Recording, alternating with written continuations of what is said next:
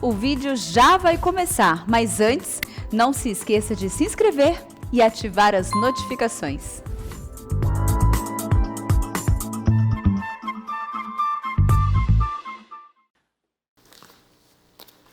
Bom dia, meus irmãos.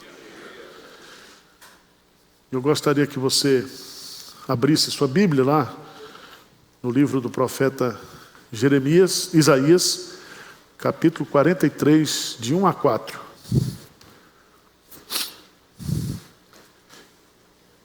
Isaías, capítulo 43, versos de 1 a 4.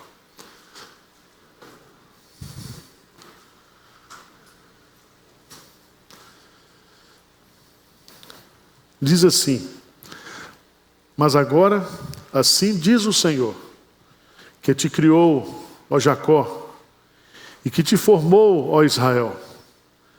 Não temas, porque eu te remi, chamei-te pelo teu nome, tu és meu. Quando passares pelas águas, eu serei contigo. Quando pelos rios, eles não te submergirão. Quando passares pelo fogo, não te queimarás, nem a chama arderá em ti. Porque eu sou o Senhor, teu Deus, o Santo de Israel, o teu Salvador. Dei o Egito por teu resgate, e a Etiópia e Sebá por ti. Versículo 4, vamos ler juntos? Visto que foste precioso aos meus olhos, digno de honra, e eu te amei, darei homens por ti e os povos pela tua vida. Amém. Irmãos, eu quero aproveitar esse intervalo que nós vamos ter do currículo normal para tratar alguns assuntos que eu sinto que são importantes para nós como igreja. E uma das coisas que tem me preocupado assim muito como pastor é muitas vezes a quantidade de crentes hoje dentro da igreja que só criticam a igreja, que só falam mal da igreja. Isso é muito triste. Por quê? Porque ou a gente não está consciente daquilo que nós somos em Cristo Jesus, ou nós não estamos tendo uma compreensão do que é a igreja.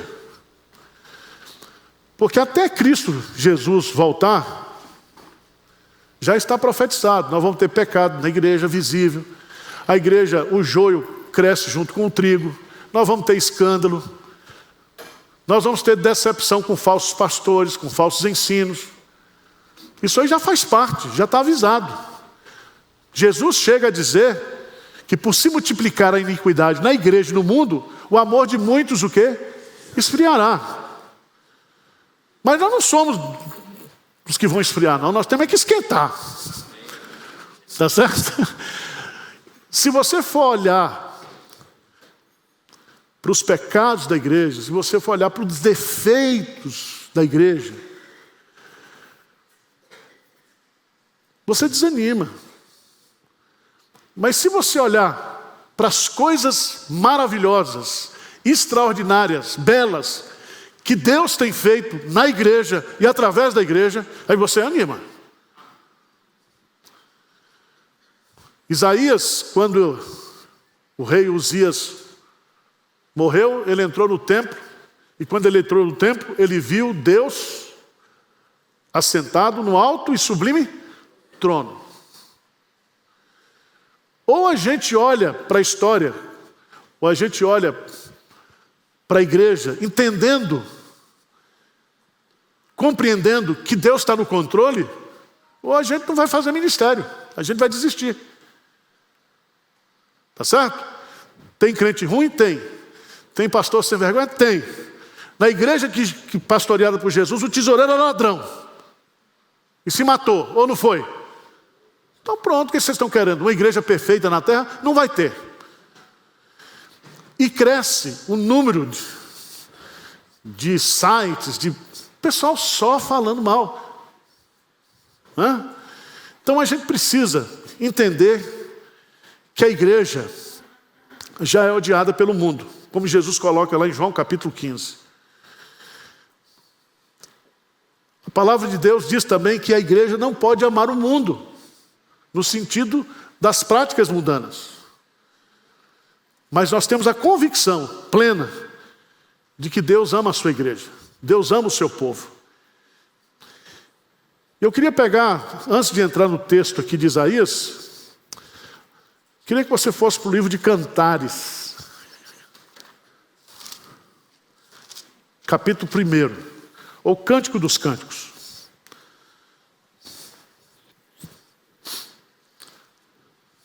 Cântico dos Cânticos, capítulo 1, versículo 15. Existem duas maneiras de você interpretar Cântico dos Cânticos. É você entender que esse livro descreve a relação de uma mulher com um homem, de um casal. E fazer uma interpretação e aplicação de cunho sexual. Certo? A outra maneira é de você olhar para esse livro, como os judeus olham, na sua grande maioria, e ver nesse relacionamento a relação de Cristo como noivo, como esposo, e também a igreja. Agora veja, no capítulo 1, versículo 15, como é que o noivo se dirige à noiva. Como é que ele se dirige à igreja? Como é? 1,15, o que é que diz? Eis que és formosa, ó querida minha, eis que és formosa, os teus olhos são como os das pombas. Então, o noivo diz para a noiva, o Cristo diz para a igreja, eis que é formosa. Quem tem outra versão aí? Qual na sua versão é o quê? Como você é linda. Linda. Como você é linda, minha querida. Ó, como é linda, seus olhos são. Pronto. Então, Cristo está fazendo declaração de amor para a igreja e você está falando mal da noiva de Cristo. Olha, você está em maus lençóis. Agora vamos lá para Atos dos Apóstolos, capítulo 20.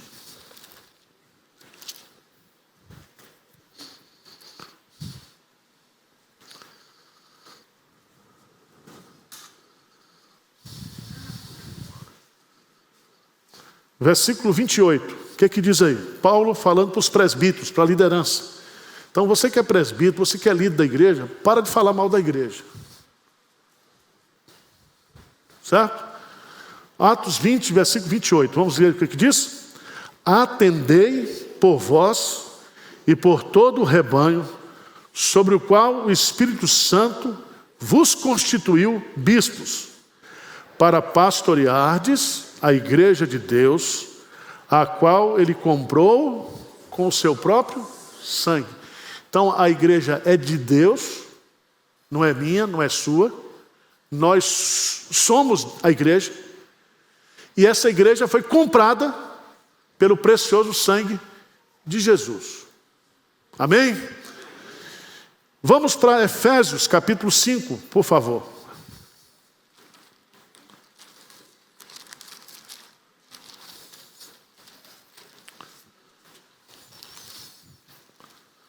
Efésios capítulo 5.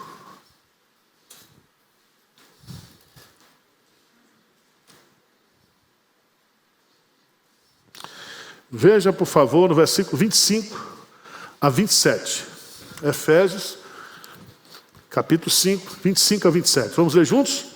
Maridos, amai vossa mulher, como também Cristo amou, e a si mesmo se entregou por ela, para que a santificasse, tendo-a purificado por meio da lavagem de água pela palavra, para a apresentar a si mesmo, igreja gloriosa, sem mácula, nem ruga, nem coisa semelhante, porém santa e sem defeito. Então veja bem, enquanto todas as coisas estão piorando, a igreja está o quê? Melhorando. Deus está trabalhando na sua igreja, conformando os seus filhos à imagem de Jesus. E um dia ele vai apresentar essa igreja de forma perfeita, de forma gloriosa, sem defeito nenhum. Agora, enquanto nós estivermos aqui, vai ter defeito. vai ter problema, vai ter escândalo, vai ter pecado. Teve um irmão essa semana que me mandou uma mensagem dizendo: pastor presbiteriano agora anda armado? Eu falei: você não tem o que fazer não, meu irmão. Só porque aconteceu um incidente de um pastor que estava com revólver, ele era militar, disparou lá, ele acha... Eu não uso revólver, nem pastor Hernandes, nem ninguém. Pelo menos os pastores aqui da igreja, eu nunca vi ninguém com revólver aqui. Mas vamos lá. Esse texto de Isaías, capítulo 43, que nós lemos, eu queria que você ficasse no versículo 4. Deus, ele vai declarar aqui que o povo dele, que a igreja dele, é um povo precioso.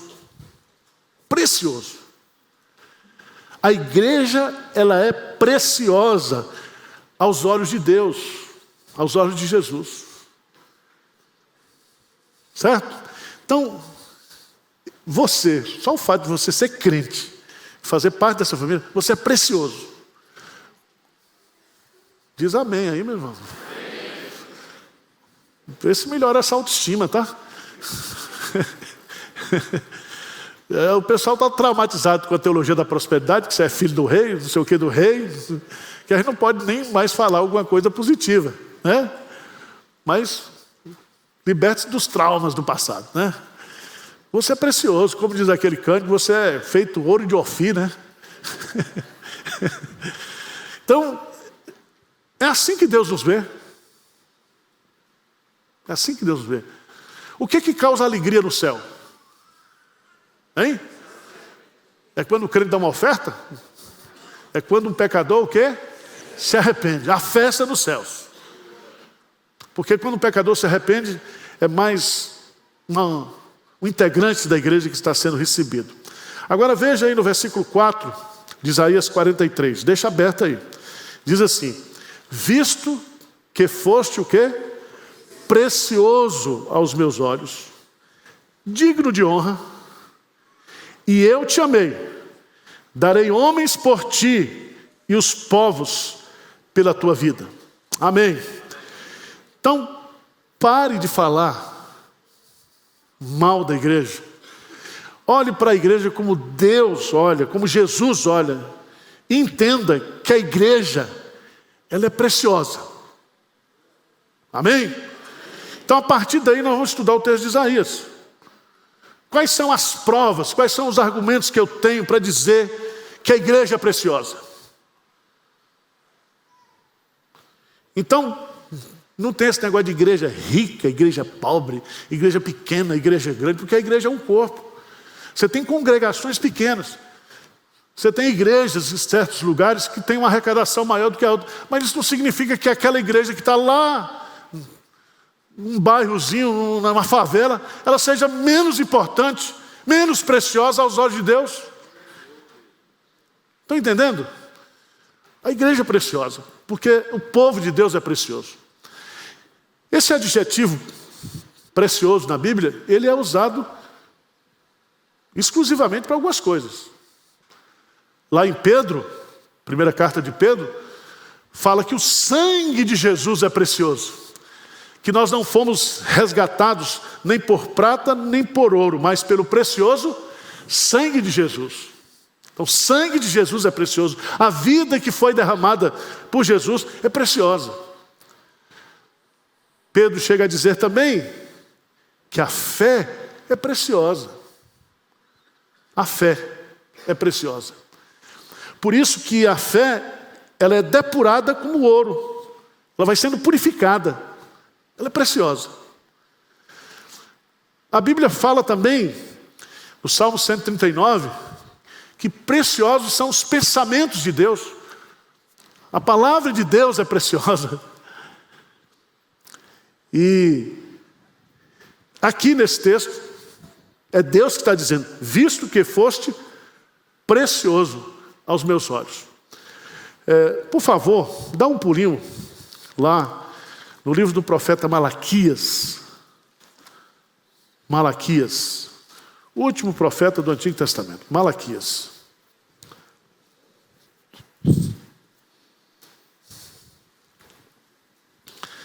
3,17. O que diz lá? O que diz? Malaquias 3,17. Vamos lá, juntos? Eles serão para mim particular naquele dia que prepararei, diz o Senhor dos Exércitos. Poupa-los-ei como um homem poupa a seu filho que o serve. Então vereis outra vez a diferença entre o justo e o perverso, entre o que serve a Deus e o que não. Então veja, eles serão para mim particular tesouro. Presta atenção, é Deus que está dizendo que o seu povo, que a sua igreja, é o tesouro pessoal dele, particular dele. Vocês estão entendendo?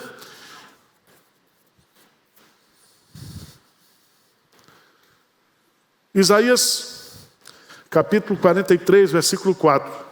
Temos aqui o tema da nossa aula. Visto que foste precioso aos meus olhos, digno de honra, e eu te amei, darei homens por ti e os povos pela tua vida. Por que nós somos preciosos aos olhos de Deus? O primeiro motivo está no versículo 1 do capítulo 43. Por que nós somos preciosos? O que diz lá? Mas agora, assim diz, que te criou, ó Jacó, e que te formou, ó. Não temas, porque eu te remi, chamei-te pelo teu nome, tu és meu. Por que nós somos preciosos aos olhos de Deus? Porque nós somos dele.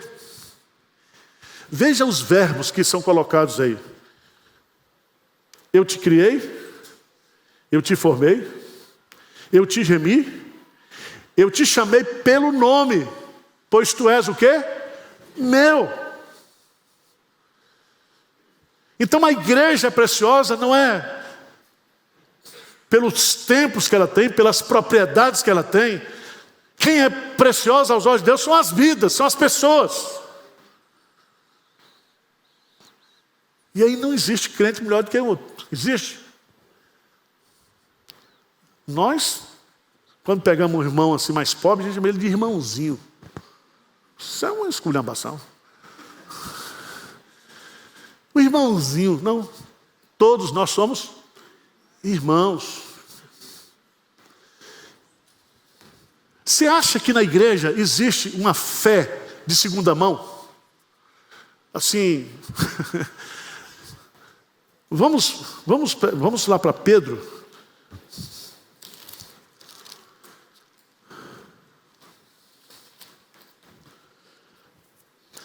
Segunda Pedro, capítulo 1.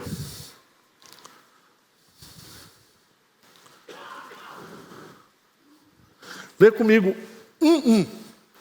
Capítulo 1, versículo 1. Lê comigo aí, o que diz? Simão Pedro, servo e apóstolo de Jesus Cristo, aos que conosco obtiveram fé igualmente preciosa, na justiça do nosso Deus e Salvador Jesus Cristo. Veja a exegese do texto.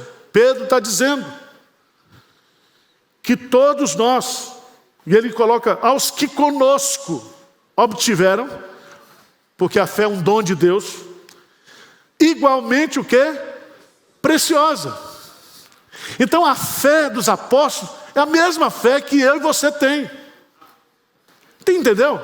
Não existe uma fé de segunda qualidade. Não é ouro de 14, 16, 18, não é isso. A fé, ela é preciosa para todos nós. Por isso, irmãos, presta atenção, quando a gente lê o livro dos Atos dos Apóstolos, né, a gente vê aquelas coisas acontecendo. Aí você fica assim meio, mas eu queria ter essa fé aqui, né? Mas a sua fé, ela é igualmente preciosa. Vocês estão entendendo ou não? Então sai desse casulo de complexo, de achar que você é menos crente, mais crente. Não, a fé é uma só. Se você tem a fé salvadora, a sua fé é a mesma de Paulo, de João, de qualquer crente. E todos aqueles que se converterão até Jesus voltar, receberão essa mesma fé. Há uma só fé, um só batismo, um só Senhor, um só Deus, Pai de todos.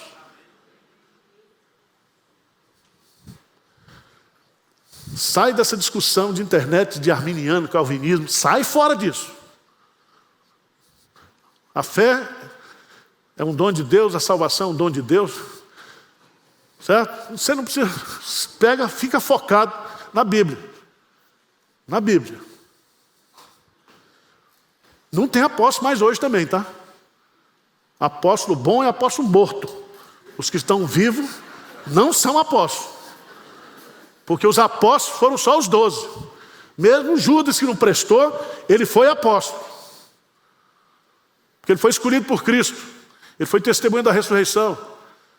Então, esses apóstolos que tem hoje aí, é títulos eclesiásticos para muitas vezes aparentar superioridade espiritual. Mas Pedro está dizendo que a fé dele, de Pedro, o homem que participou do Pentecostes, o homem que foi um dos pilares da igreja, está dizendo, a minha fé, a fé que nós temos, que nós obtivemos, fé igualmente preciosa. Igualmente preciosa.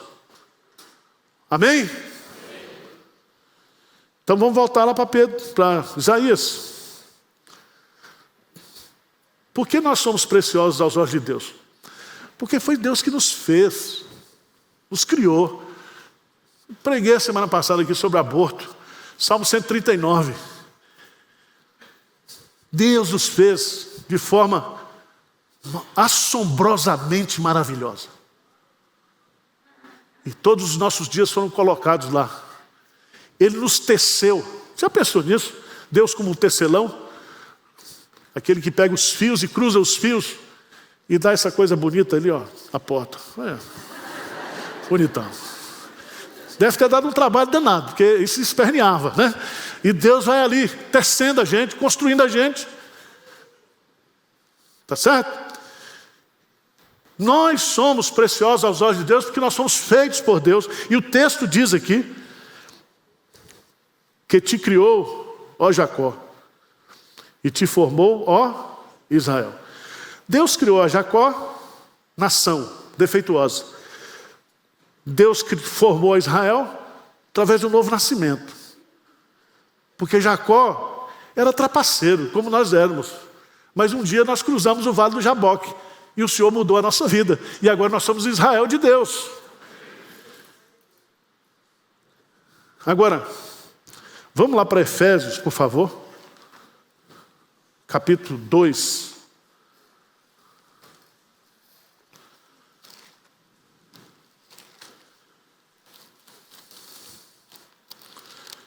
Efésios capítulo 2, versículo 10.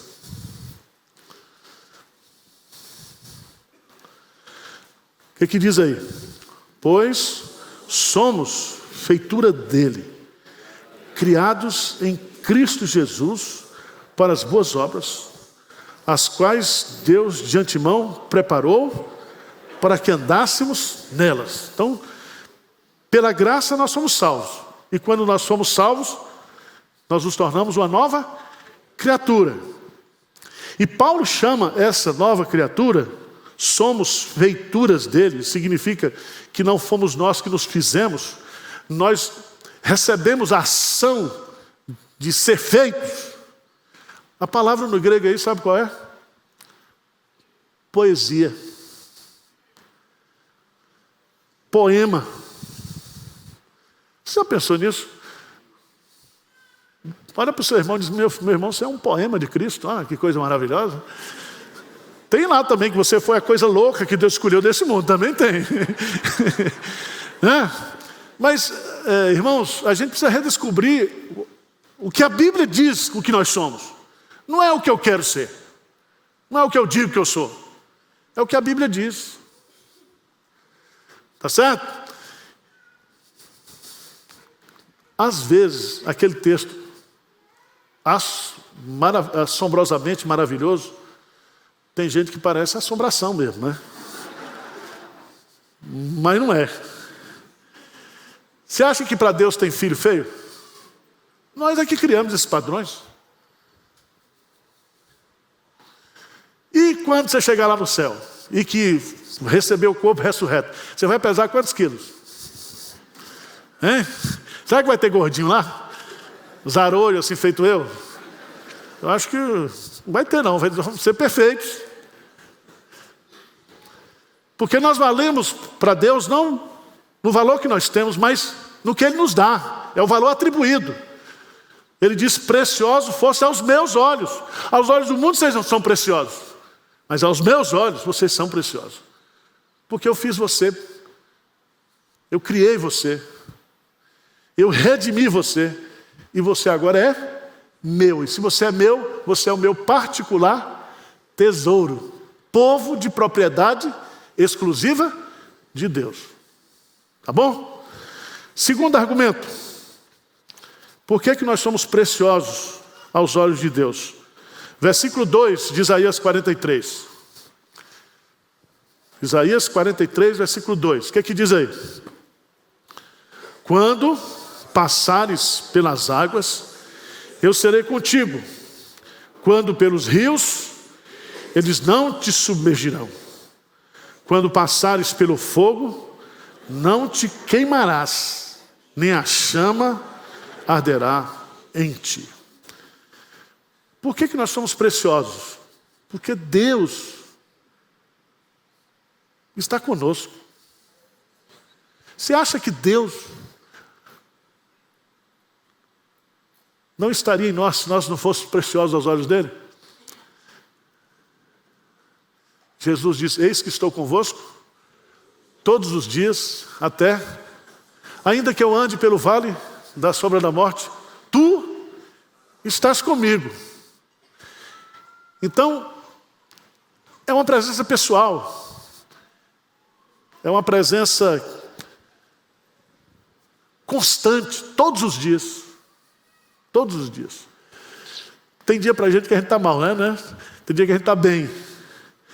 Mas as misericórdias do Senhor se renovam na nossa vida a cada manhã. E Ele está conosco a cada dia. E à noite, quando a gente está dormindo, Salmo 121, que o guarda de Israel não dorme. Você está dormindo, Ele está ligado em você. Ele está cuidando de nós. Aqui, gente, esse versículo serve para quebrar uma barreira que a gente tem, que quando a gente passa por rios, né, aqui águas e fogo, tudo isso aqui são provações que a gente passa. Não existe fé sem provação. Se você não tem provação, é porque você não é crente. Agora, se você é crente convertido, você é um homem atribulado. Deu para entender? E a bênção do Evangelho é que Deus ele mistura bênção com provação, bênção com provação. E Ele chega a dizer que a provação é uma bênção para nos aperfeiçoar, para nos amadurecer. E aqui eu quero chamar a sua preciosa atenção, é que nós vamos passar por tudo isso, mas nós não seremos destruídos por isso. Deu para entender? Diz assim, quando passares pelas águas, eu serei contigo. Quando pelos rios, eles não te... Então você não vai morrer afogado. E aí você diz, não, mas Deus não está comigo. Não sei o que. Deus está contigo, cara. Deus está comigo. Você pode estar lá na UTI, no hospital, fazendo um tratamento de câncer. Se é de Deus, Deus está com você. E a única coisa que a morte pode fazer contra mim e contra você é nos jogar na presença do Pai. Você cai aqui e fica de pé, não abrir e fechar os olhos. Porque nada, nem ninguém poderá nos separar do amor de Deus que está em Cristo Jesus. Mas é interessante esse texto. Quando, né? Então, não é sempre, quando. Sempre depois de um mar, tem umas palmeiras. Senão você não vai aguentar, não. Eu não ia aguentar. Então Deus vai trabalhando na nossa vida, Ele bate e assopra, bate e assopra. Vocês estão entendendo a linguagem, né? Você está com a tribulação no trabalho, mas seu casamento está bem, seus filhos estão bem. Então nunca fica ruim tudo, não. Quando fica ruim tudo é porque Deus tem um propósito para você, meu irmão. Mas sempre sempre Deus está cuidando de nós. Ele está conosco. O que eu gosto desse texto também é passar. Você não fica, você passa. Passa para entrar em outra, mas você passa. Entendeu? É passageiro. E é tão bonito isso. Vocês conhecem toda a história. E Paulo, ele vai usar esse versículo para falar que ele aprendeu. Ele não nasceu sabendo. Ele aprendeu a viver contente em toda e qualquer situação. É preciso saber viver. E você aprende. Mas aprende como? E Paulo vai colocar, você está exaltado, você está humilhado. Ele põe só extremos. Mas ele diz, tudo posso naquele que me fortalece. Então esse versículo não é só para as coisas boas não, gente. Para as coisas ruins. Você está passando por uma provação, por uma tribulação, aí você diz assim, tudo posso naquele que me fortalece. Eu vou sair dessa. Deu para entender? Porque tem gente que só recita esse versículo nos triunfos. Não. Aprendi a viver contente em toda e qualquer situação. Tudo posso naquele que me fortalece. Amém? Amém? Meus irmãos, depois de terminar esse estudo, se eu pegar algum crente reclamando aqui, eu vou pedir a sua promoção para os tabernáculos celestiais. Porque às vezes a gente faz um esforço, prega um sermão para levantar o moral do crente. O crente chega na porta e já está resmungando. Então, some da minha frente se você estiver resmungando hoje aí, que eu... Tá? É muito bonito, irmãos, isso aqui. E eu queria só dar um exemplo para vocês. Atos dos Apóstolos.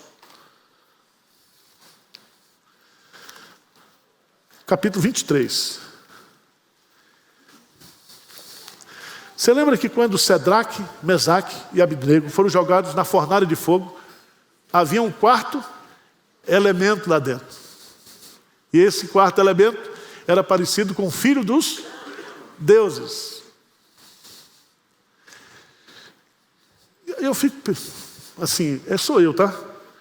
Quando eu estou passando por assim, cadê o senhor? Se manifesta, poxa, me ajuda. Mata ali, dá um tiro para mim, faz alguma coisa. O senhor não está comigo? Você não faz isso, eu que sou incrédulo, eu faço isso. Atos 23, versículo 11. Paulo estava preso. Paulo ia morrer, ia matar Paulo, havia um trama. Veja no versículo 11, vamos ler juntos? 23, 11. Na noite seguinte, o Senhor, pondo-se ao lado dele, disse, coragem, pois do modo porque me deste testemunho a meu respeito em Jerusalém, assim importa que também os faças em Roma. Olha, veja que esse texto diz assim, que o Senhor pondo-se ao lado. Pondo-se ao lado. Tem um versículo lá que dá para explicar isso aqui. O anjo do Senhor acampa-se ao redor dos que o temem e os livra. Anjo do Senhor, com letra maiúscula, no Novo Testamento, é Jesus, é o Senhor. Então ele está ao nosso derredor. Está conosco. Ou seja, companheiro. Por isso que vem a palavra consolador. O que é a palavra consolador? Aquele que está do lado. Aquele para lhe segurar, para lhe sustentar. Mas Jesus diz, eis que estou convosco todos os dias. E Ele está conosco como? Dentro de nós. Você já notou que quando a Bíblia fala sobre paz, fala da paz de Deus, da paz de Cristo. É isso? Mas fala também em paz. Não fala só da paz, em paz. Em paz me deito e logo pego no sono. Porque só tu, Senhor, me fazes repousar com segurança. Então nós temos a paz da parte de Deus, mas nós temos a paz em Deus, porque Ele está dentro de nós. Deu para entender? Para você entender aqui, Isaías, eu estarei com você. Eu estarei com você. Em tudo que você passar, porque você é precioso para mim. Eu não abandonarei você jamais. Veja no capítulo de Isaías 41, versículo 10. Tem os 5 pontos do calvinismo, aqui tem os 5 pontos do encorajamento. Isaías 41, 10. Lê comigo aí. O que diz aí? Não temas, porque eu sou contigo. Não te assombres, porque eu sou teu Deus. Eu te fortaleço e te ajudo e te sustento com a minha destra fiel. Presta atenção que aqui tem uma ordem. Ele diz, não temas e não te assombres. Então o crente não pode ficar assombrado. Salmo 112 diz que o coração do crente não teme receber notícias ruins. Então você está proibido de assistir televisão, porque só tem notícia ruim. Por isso que eu não estou assistindo mais. Então, aqui no texto, ele vai dar 5 razões para eu não viver com medo, assombrado. Quais são as 5 razões? Está aí.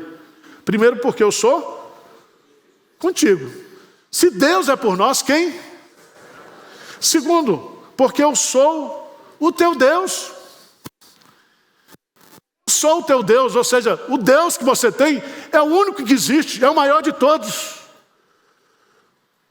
É o Deus vivo e verdadeiro, o Deus pessoal, o Deus da aliança, o Deus das promessas, o Deus de toda graça, o Deus de toda misericórdia. Ele é o nosso Deus.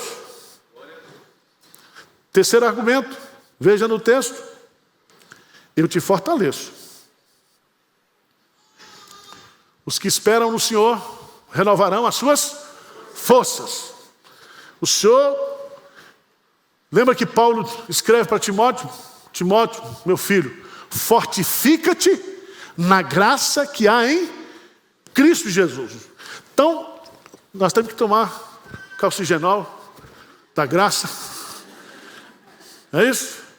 Emulsão Scott, graça. Você toma ali.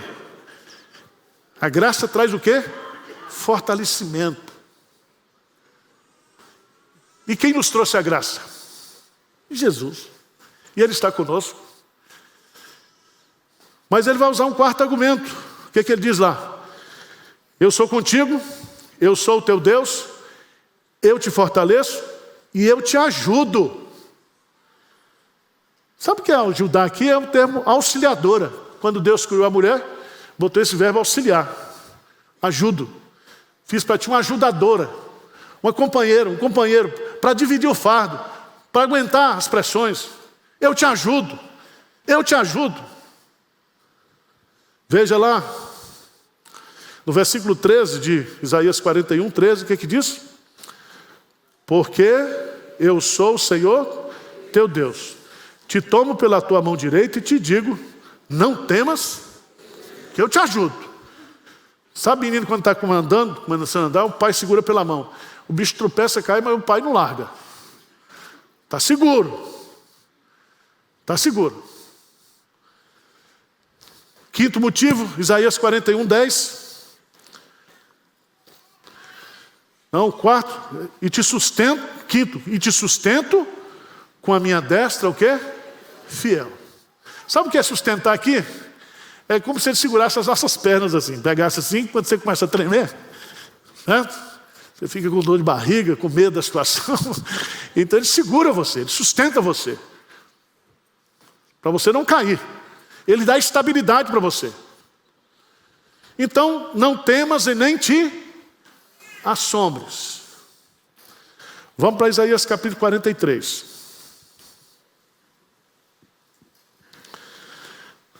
Ele vai colocar o terceiro argumento no versículo 3. Por que você é precioso aos meus olhos? Ele vai dizer, porque eu sou o Senhor, teu Deus, o Santo de Israel, o teu Salvador.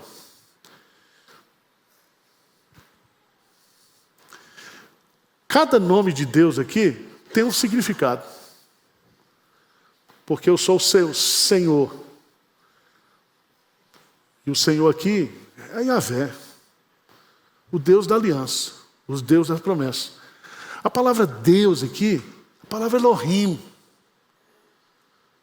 O Deus, no princípio, criou Deus, criou Elohim, os céus e a terra. Ele está dizendo, eu sou esse Deus de vocês. Então, sabe a conclusão que eu chego? É que nós não valemos nada, mas pelo Deus que nós temos, nós valemos o quê? Tudo. E o diabo fica enfesado com isso. Enfesado, vocês entendem? Não? Como é que pode?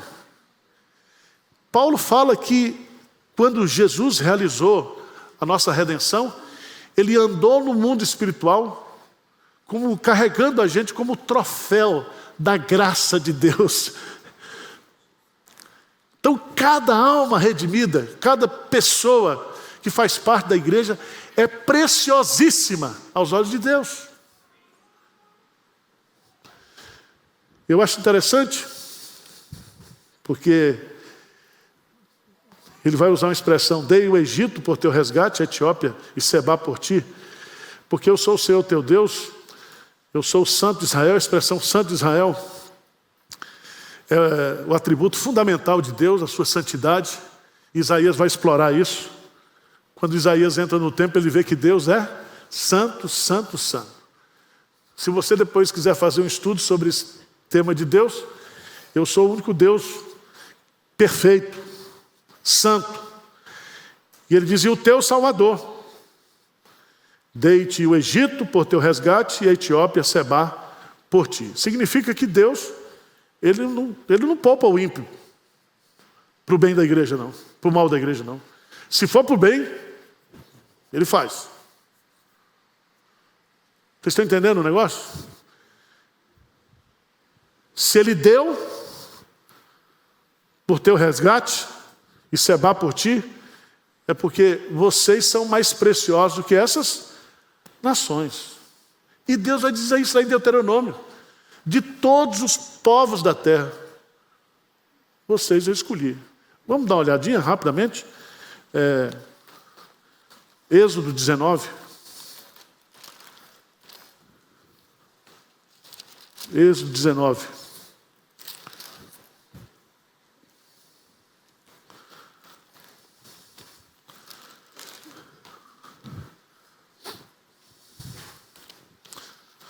Veja, por favor, no versículo 5. Agora, pois, se diligentemente ouvirdes a minha voz e guardardes a minha aliança, então sereis a minha propriedade, o quê? Peculiar dentre todos os povos, porque toda a terra é minha. Vós me sereis reino de sacerdotes e nação santa. São estas as palavras que falarás aos filhos de Israel. Então, irmãos, hoje a igreja não é mais uma nação. A igreja reúne, ou é um reino de pessoas de todas as tribos, línguas e nações. O Israel de Deus agora é composto por judeus, crentes e gentios convertidos. Tá certo? Mas por fim, eu queria terminar o versículo 10 do capítulo 43. Eu queria que você entendesse por que você é precioso para Deus. Porque Ele criou você, porque Ele está com você, porque Ele é o Deus de vocês, nosso Deus. Mas no versículo 10, nós somos preciosos porque nós somos as testemunhas de Deus. Um ímpio, um incrédulo, não pode testemunhar de Deus. Pode? Ele vai testemunhar de quem ele não conhece? O que é a vida eterna? A vida eterna é conhecer a Deus como único Deus. E a Jesus Cristo, a quem enviaste, está lá e Jesus dá a explicação do que é. Quem tem um filho tem a vida, quem não tem um filho Não tem a vida. E a vida está em Jesus. Então, se você tem Jesus, se você é uma pessoa convertida, você pode testemunhar.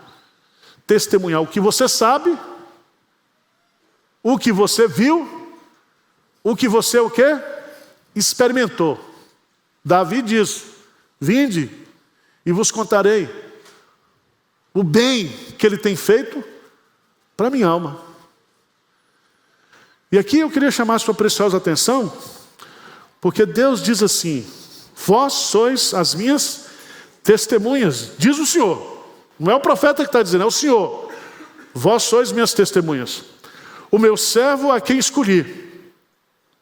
Para quê, gente? Saibais, creiais e entendais. Tudo verbo para gente inteligente, tá? Os verbos são todos cognitivos. Tá certo? Saibais, creiais e entendais que eu sou o mesmo e que antes de mim Deus nenhum se formou e depois de mim nenhum haverá. Então, nós somos povo de Deus para testemunhar quem é esse Deus. Amém? Então, como é que Deus é conhecido? Através do testemunho da igreja. Você diz, tem testemunho ruim? Tem. Aí daquele, por meio do qual virá o quê? Um escândalo. Agora, irmãos, lembra quando Sansão estava no arraial dos filisteus, cego, amarrado, e o inferno fazendo festa, um crente. Só porque o crente estava derrotado, derrubado. Então, ó, crente mesmo estando derrotado, derrubado, é crente, o desgramado. Ele ainda tem a bênção de Deus. Lembra do ladrão na cruz? O desgramado passou a vida inteira roubando, fazendo o que era mal. Na hora de morrer, morre do lado de Jesus e é salvo. Pensa um negócio. Não deu dízimo, não cantou no coral, não foi batizado, não fez profissão de fé. Hoje mesmo estarás comigo no paraíso. E o Senhor, ralando do jeito que eu estou aqui, alivia. Não é assim?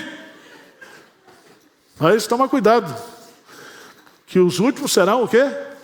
Os primeiros. Então, o que eu acho interessante é que para a gente testemunhar, a gente tem que saber quem é Deus. A pior coisa é você dar um testemunho falso. Você testemunhar de quem você não sabe, de quem você não conhece, de quem você não entende. Então você tem que estudar. Quem é Deus?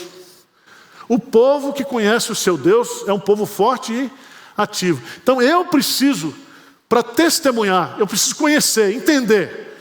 Mas não somente isso.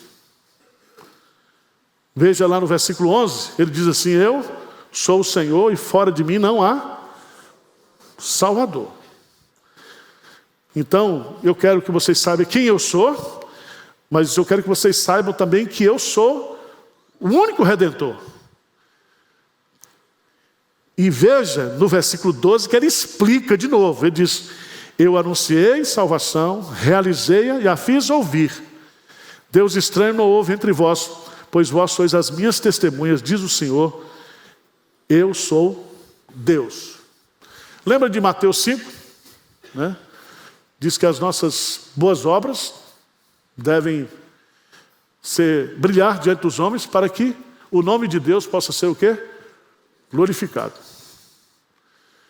Eu e você temos a responsabilidade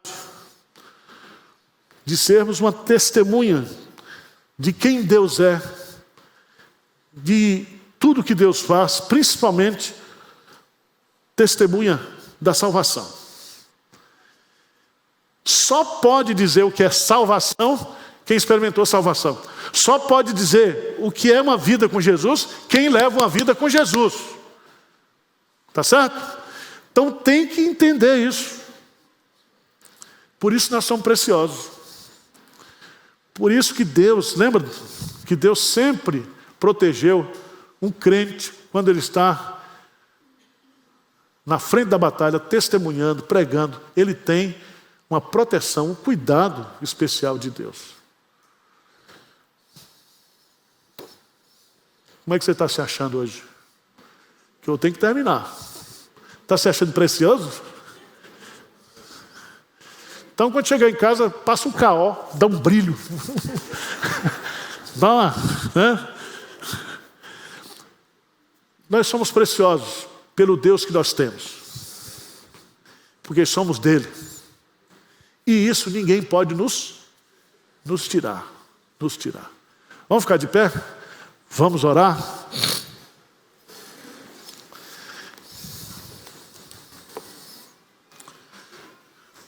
Quem está desanimado aqui, levanta a mão para ver. Ninguém. Benção, hein? Senhor Deus, nós estamos aqui, não porque queremos, não porque somos mais crentes, mais consagrados, mais santos. Nós estamos aqui porque o Senhor nos chamou, o Senhor nos escolheu. O nosso desejo era para o pecado, as nossas inclinações para o mal, mas o Senhor mudou a nossa vida. O Senhor mudou a nossa história. O Senhor se auto-revelou a nós conhecemos a Ti, nós conhecemos o Senhor. Ajuda-nos a crescer nesse conhecimento. Ajuda-nos, ó Deus, a ter uma visão pessoal, à luz da Tua palavra. Que não haja soberba no nosso coração, mas que não haja também, ó Deus, pequenez, que não haja, Deus, falsa humildade, que nós possamos nos enxergar como o Senhor nos enxerga, Senhor. Trabalha a nossa autoestima, trabalha, ó Deus, dando-nos essa ousadia de falar, de testemunhar quem é o Senhor, o que o Senhor fez, o que o Senhor tem feito na nossa vida. Pai, dá-nos o poder do Espírito Santo, encha-nos com o Teu Santo Espírito, para que nós possamos pregar a Tua palavra com intrepidez, com ousadia, levando a boa nova do Evangelho àqueles que estão perdidos. Cuida de cada um aqui, sara o coração de cada um, as feridas, as mágoas, as tristezas, as decepções com o pastor, com a igreja, com o irmão. Limpa tudo, Senhor. Limpa-nos, purifica-nos. Que essas coisas pequenas não venham criar raiz de amargura no nosso coração, nem de tristeza, nem de argumentos satânicos para a gente não se consagrar mais, não Te servir mais, não Te adorar com mais fervor. Faz isso, Senhor, nesta manhã. Nós oramos humildemente, em nome de Jesus. Amém, Senhor. Amém.